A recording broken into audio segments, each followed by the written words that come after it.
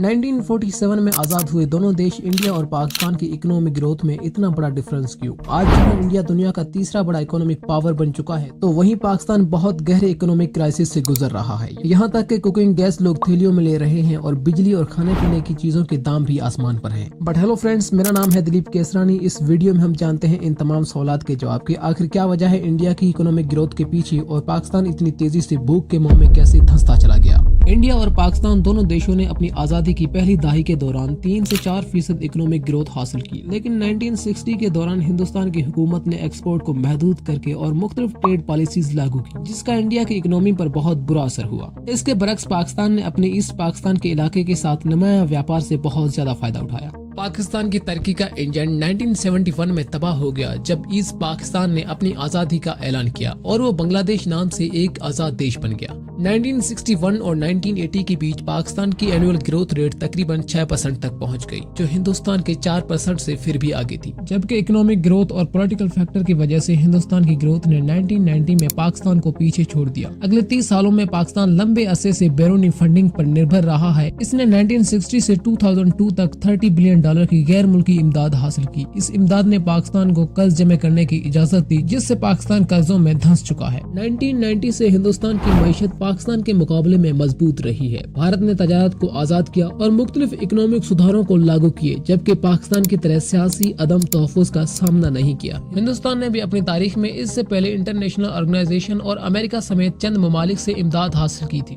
लेकिन इसने कभी इस पे ज्यादा निर्भर नहीं किया। इसके अलावा 1991 में भारत ने तजारत में आसानी दी, टैक्स को कम किए और मुल्क में मकामी कंपनियों को आसानी से काम करने और बढ़ने के मौके फराहम किए, जिससे ज्यादा इंटरनेशनल इन्वेस्टमेंट को आसानी दी। इन सुधारों ने भारत की मईशत को बाकी दुनिया से जोड़ दिया और इससे इनकी इकोनॉमी में तेजी से ग्रोथ देखने को मिली। दोनों देशों के मुख्तलिफ हिस्सों की तुलना करने का दूसरा तरीका पर पर्सन GDP के लिहाज से है। 1990 में हिंदुस्तान और पाकिस्तान की फीकस GDP तकरीबन बराबर थी, जो कि $370 पर पर्सन से कुछ कम थी, जबकि 2021 तक हिंदुस्तान की GDP $2,277 तक पहुंच चुकी थी, जो पाकिस्तान के मुकाबले में तकरीबन 50% से ज्यादा है।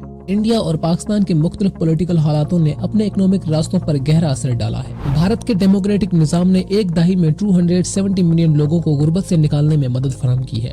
इन दो कौमों के रास्तों पर गौर करते वक्त ये जाहिर होता है कि पॉलिटिकल स्टेबिलिटी और मजबूत इकोनॉमिक पॉलिसियों का होना किसी मुल्क के रास्ते में बड़ा फर्क डाल सकता है।